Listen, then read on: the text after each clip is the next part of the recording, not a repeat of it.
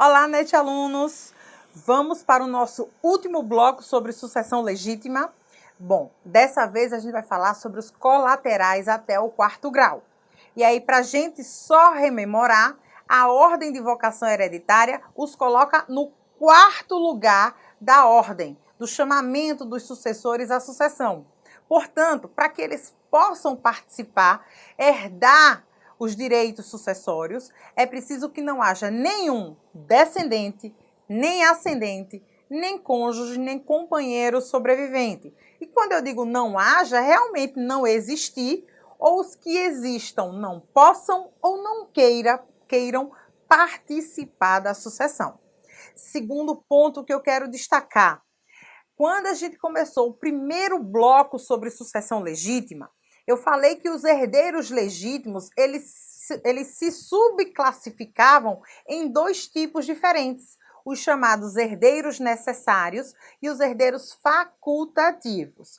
O que significa dizer isso? Que nem todo herdeiro legítimo é herdeiro necessário. Só são herdeiros necessários os descendentes, os ascendentes e o cônjuge sobrevivente, por expressa previsão legal. E aí eu coloco um asteriscozinho nesta situação para falar que o companheiro, apesar de não estar previsto no artigo 1845 como herdeiro necessário e do recurso extraordinário 878-694 também não ter decidido essa questão de garantir a ele a participação na legítima, a doutrina majoritária, a jurisprudência também, inclusive decisões do STJ posteriores à repercussão geral julgada pelo STF, reconhecem sim o companheiro como herdeiro necessário.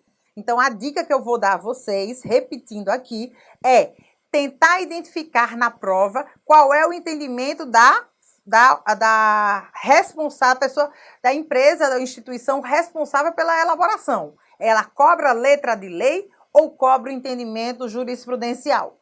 Porque se for o companheiro não é herdeiro necessário, pela letra da lei. Mas pelo entendimento da doutrina e jurisprudência majoritária, ele é sim. Mas uma coisa eu posso afirmar com certeza: os colaterais não são herdeiros necessários. Os colaterais são herdeiros facultativos. O que é que significa isso? Que para que eles não participem da sucessão, basta que o titular do patrimônio faça um testamento e disponha de todos os seus bens em favor de outra ou outras pessoas. Então eu posso afastar, excluir os meus parentes colaterais da sucessão por um mero ato de manifestação de vontade, por testamento, ok? Bom, então vamos lá. O que acontece na classe dos colaterais? A mesma regrinha que acontece em relação aos descendentes e ascendentes. O grau mais próximo exclui o mais remoto. Na classe dos colaterais, eu tenho 3 graus diferentes. Joga aqui na tela.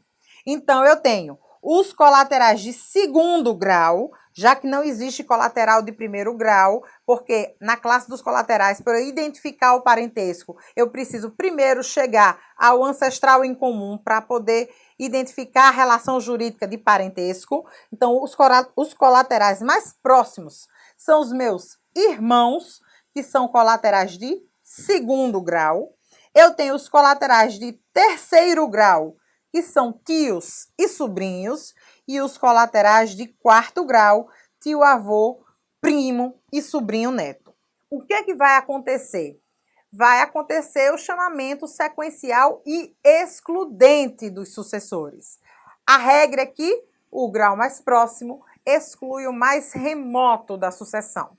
Então, traduzindo isso, havendo irmãos, não há que se falar em direitos hereditários dos colaterais de 3º e de 4º, com uma única exceção.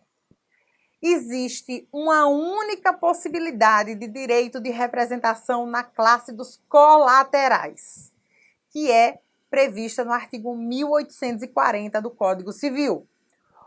O artigo 1840 diz expressamente: na classe dos colaterais, O grau mais próximo exclui o mais remoto, salvo o direito de representação concedido aos filhos dos irmãos. O meu irmão, ele tem 2 descendentes sucessíveis. Os filhos dele são meus sobrinhos colaterais de 3º grau e os netos do meu irmão são meus sobrinhos netos, que são meus colaterais de 4º grau. Prestem atenção que o artigo 1840, ele não disse que o direito de representação cabe aos descendentes do meu irmão.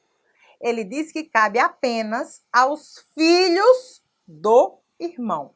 Então, vamos lá. Vou dar um exemplo aqui, jogar uma página em branco aqui para a gente poder ver esse exemplo que eu estou querendo dar. Vamos supor que X faleceu. X tem 3 irmãos. Irmão 1, irmão 2 e irmão 3. Esse irmão 3 tem 2 filhos, que é o sobrinho 1 e o sobrinho 2 de X. E um desses sobrinhos tem 3 filhos, que são sobrinhos netos de X. Sobrinho neto 1, sobrinho neto 2, sobrinho neto 3. Conforme a regra geral do 1840, o que é que vai acontecer? Eu tenho irmãos colaterais de 2º, sobrinho colaterais de 3º, sobrinho neto colaterais de 4º. Se todos os irmãos de X puderem e quiserem participar da sucessão, eu vou dividir a herança aqui em 3 partes iguais, partindo do pressuposto que todos são filhos do mesmo pai e da mesma mãe. Que daqui a pouco a gente vai ver que isso pode alterar a sucessão. Então, se os 3 irmãos podem e querem participar da sucessão, não há que se falar em qualquer direito hereditário dos sobrinhos ou dos sobrinhos netos. No entanto, se esse 3º irmão aqui, ele for pré-morto ou indigno, a lei permite que os seus filhos participem da sucessão em seu lugar, exercendo o direito de representação. O que é que esses 2 aqui vão ter direito de receber? Aquilo que receberia esse irmão se vivo fosse. Então, esse 1/3 é rateado entre os 2 filhos do meu irmão.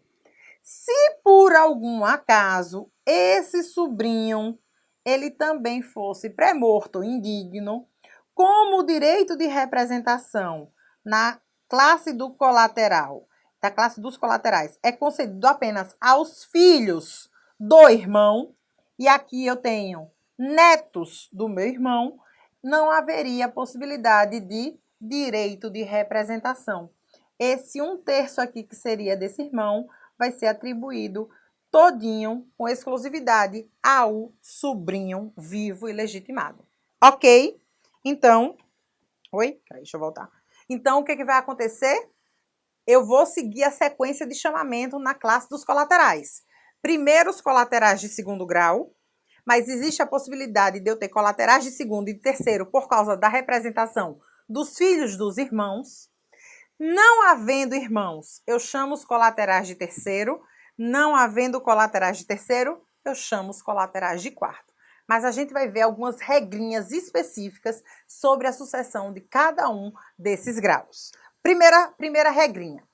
O legislador estabelece um tratamento diferenciado em relação aos irmãos, caso eles sejam bilaterais ou unilaterais. O que é um irmão bilateral? O que é um irmão unilateral? O irmão bilateral é aquele que é filho do mesmo pai e da mesma mãe. Então, vamos lá. Exemplo. João e Maria tiveram 3 filhos. A, B e C. João e Maria morreram e eu estou tratando da sucessão de A. A não tem descendentes, A não tem ascendentes, A não tem cônjuge ou companheiro. Seus parentes mais próximos são seus irmãos, B e C. O que acontece aqui? B e C são filhos do mesmo pai e da mesma mãe de A. São chamados irmãos bilaterais. Os dois são irmãos bilaterais. Se na sucessão todos os irmãos são bilaterais, eu vou dividir a herança entre eles em partes iguais. Poderia acontecer uma outra situação diferente de João e Maria, eles só terem tido um único filho, que era A. Mas Maria tinha mais 3 filhos e um relacionamento anterior. Aí A falece. Quando ele falece, ele não tem descendentes, não tem ascendentes, não tem cônjuge ou companheiro sobrevivente. Ele tem irmãos. Só que esses irmãos são parentes dele exclusivamente pelo vínculo materno. Ou seja, eles são irmãos unilaterais, porque são filhos da mesma mãe com um pai diferente. Nesse caso, como todos os irmãos são unilaterais, eu também vou dividir a herança em partes iguais. Opa, mas espera aí. Eu acabei de dizer, volta para mim. Acabei de dizer que na sucessão dos irmãos a lei trata diferente os colaterais bilaterais dos unilaterais. Mas isso só vai acontecer se na mesma sucessão eu tiver irmãos bi e unilaterais. Então vamos lá. O que vai acontecer? Vamos dar um exemplo. João, Maria tiveram 3 filhos, X, A e B. Maria tinha mais 3 filhos de um relacionamento anterior, C, D e E. E aí eu estou querendo tratar da sucessão de X. Quando X faleceu, ele não tinha descendentes, ele não tinha ascendentes, ele não tinha cônjuge ou companheiro, seus parentes mais próximos eram os seus irmãos. Só que aqui eu tenho 2 tipos de irmãos diferentes. Vou apagar isso aqui para ficar mais fácil. Eu tenho 2 irmãos bilaterais, que são A e B, filhos do mesmo pai e da mesma mãe de X. E tenho 3 irmãos unilaterais, que são filhos só da mãe de X com outras pessoas. Então, neste caso aqui, que eu tenho irmãos unilaterais e irmãos bilaterais na mesma sucessão, é que eu vou tratar eles de maneira diferente. Vem para mim. O artigo 1841, ele diz o seguinte: concorrendo à sucessão irmãos bilaterais com irmãos unilaterais, cada um destes herdará a metade do que cada um daqueles herdar. Vamos lá. Regrinha de português, interpretação de texto.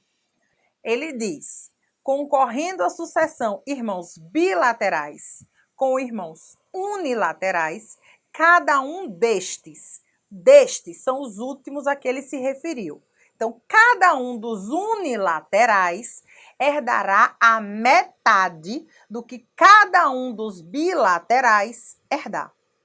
Mas como é que eu vou saber o que é metade de um quinhão que eu não sei quanto é? Porque eu não sei quanto é que o bilateral tem direito de receber.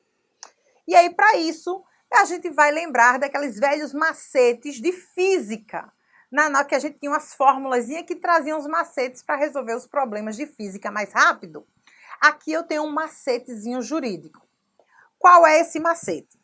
Se a lei diz que o unilateral recebe metade do bilateral, eu posso dizer isso de outra forma, dizendo que o bilateral recebe o dobro do que o unilateral vai receber. Ok? Bom, até agora não está muito difícil de entender não, né? Apesar de matemática não ser o forte da galera do direito. Então, vamos lá. Primeiro ponto. Eu sei que eles não recebem o mesmo direito. Um recebe mais, outros recebem menos. Então, eles não têm o mesmo peso na sucessão. Se eles não têm o mesmo peso, o que eu vou fazer? eu vou atribuir pesos diferentes a esses sucessores. Então, quem é irmão bilateral, eu vou atribuir peso 2. O próprio nome diz, é irmão bilateral. Então, eu vou atribuir peso, bota aqui na tela para mim, peso 2 aos irmãos bilaterais e aos irmãos unilaterais vou atribuir peso 1. E aí eu vou montar uma fração. E para descobrir qual é o número debaixo da fração, é a coisa mais simples do mundo. Eu vou somar os pesos. Então, 2 mais 2, 4, mais um 5, mais um 6, mais um 7. Cada irmão unilateral receberá 1/7 da herança, cada irmão bilateral 2/7 desse patrimônio. Então, a divisão leva em conta os pesos. É a maneira mais simples de resolver essas questões de herança pela metade. O mesmo raciocínio se aplica na sucessão dos filhos dos irmãos, dos sobrinhos. Tá joia? Bom, e aí o que vai acontecer? Passando da sucessão dos irmãos, a gente vai partir do pressuposto que eu não tenho irmãos legitimados. Ou porque eles morreram antes, ou porque eles foram declarados indignos, deserdados, ou porque eles renunciaram. Não há irmãos aptos a suceder. E aí, na linha colateral, eu continuo lá o chamamento sequencial da ordem de vocação hereditária. Em segundo lugar, na classe dos colaterais, eu tenho os colaterais de terceiro grau, tios e sobrinhos. E aí você poderia pensar, se os colaterais são herdeiros da mesma classe e do mesmo grau, eu vou dividir a herança em partes iguais entre todo mundo, certo? Errado. Apesar de a gente ter essa regra geral que o grau mais próximo exclui o mais remoto, o legislador, no artigo 1843, ele traz uma regra específica para a sucessão dos colaterais de terceiro grau. Ele estabelece o seguinte: na falta de irmãos, herdarão os filhos destes. Quem são os filhos dos irmãos? Os meus sobrinhos.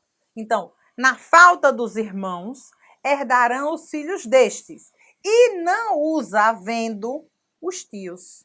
Ou seja, apesar de tios e sobrinhos eles serem colaterais do mesmo grau, ambos são colaterais do terceiro grau, a lei estabelece um privilégio dos sobrinhos em detrimento dos tios. Então, o que vai acontecer? Na classe dos colaterais, vou jogar um exemplo aqui.